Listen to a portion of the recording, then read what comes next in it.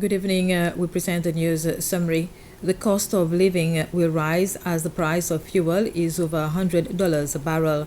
The Central Bank of Seychelles says this is expected to affect the prices of basic commodities such as food, as there will be a higher cost of importing goods to Seychelles. The announcement was made this morning by the governor of the Central Bank, Carolina Bell, during a press conference. She said the cost of fuel will be higher than in 2021 due to the situation in Ukraine right now. Will remain elevated globally in light of supply chain constraints, shipping cost, and now with the recent development on the Russia-Ukraine issue, this will bring further increases in prices, particularly fuel prices, and for the economy, given that we are dependent on this commodity and it affects quite a bit of other prices, such as electricity and transportation, which eventually filters in overall good prices, we want to alert the public that we may see increasing prices in the coming months if this reality continues and becomes more serious. The government will impose a temporary ban of 2 years on the collection of sooty terns eggs. This is one of the recommendations in a report on the declining population of the birds. It is also one of the measures to be implemented by the Ministry of Environment to conserve and manage the threatened population of sooty terns, which has declined by 60 to 70%, according to a survey carried out in 2021. Other measures to be implemented include conduct an annual population census of sooty terns on the 4 largest colonies, increase surveillance and enforcement where poaching is known to occur, and amend and introduce new legislations, amongst others. In a press conference, Minister Joubert has made an appeal to everyone for their support to help protect the sooty tern population in Seychelles. We know that from the outcome of the census that took place in 2021, that the population has gone down significantly, and it is quite alarming when you look at the numbers. And it is necessary for us now to take certain action to prevent further decline in the population of sooty tern in the country. So these measures that are being proposed, especially a ban on harvesting of eggs, shall commence in 2021. Other measures will also start this year, and they are aimed at improving the conditions for those birds to ensure that they carry on breeding and hopefully enable the population to recover. We are available for discussion with any group or individuals who would like to have further questions about the results, outcomes, and the measures that are being proposed. And we expect that people shall cooperate with us and provide us with information when necessary, and also refrain from engaging in all those negative sentiments that we find on social media. So we are available.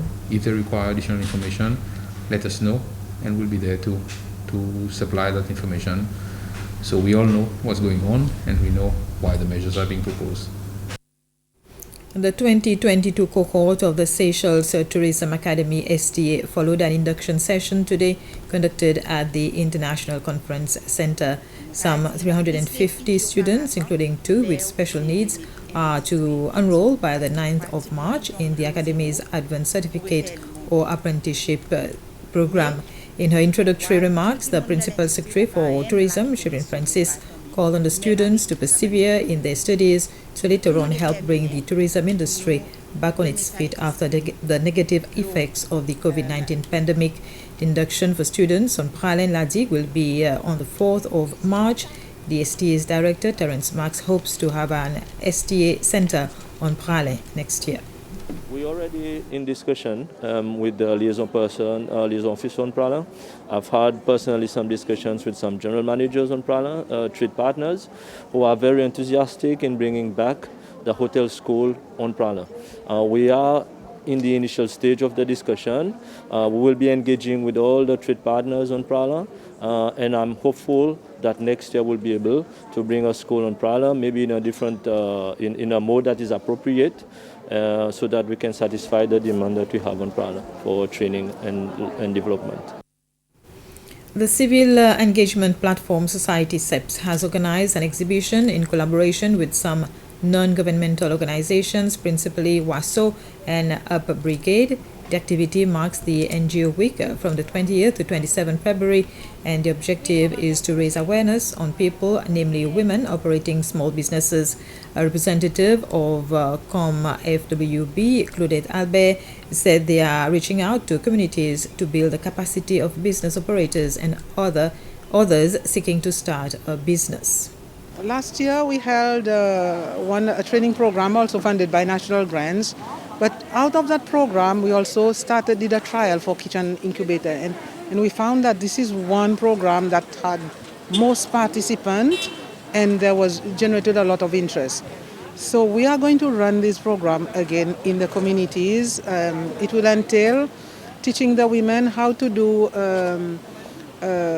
products like that they normally know, like the jams, the pickles, things like that.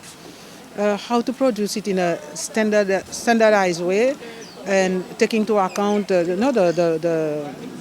public health conditions and so on, to make sure that it's good, the product is good, it's tasty, it is safe. The Minister of Foreign Affairs and Tourism, Sylvestre Radegonde, participated in the 36th Council of Ministers of the Indian Ocean Commission, IOC, which was held in Paris yesterday. In his speech during the plenary session, Minister Radegonde reiterated Seychelles' desire to continue to work together with the IOC and its member states, not only to strengthen the friendly and fraternal relations that bind them, but also to enable the emergence of an even more modern and efficient organization. He expressed the wish to see the IOC continue to broaden its scope of cooperation with other regional organizations so that there is always new funding for the implementation of new cooperation projects. Two agreements were also signed. One was between the IOC and the Indian Ocean Rim Association, aimed at strengthening cooperation between the two organizations. The other between IOC and AFD, the Agence Française de Développement, is for the financing of a €5 million project aimed at supporting regional cultural initiatives. This was a news summary. Thank you for your attention.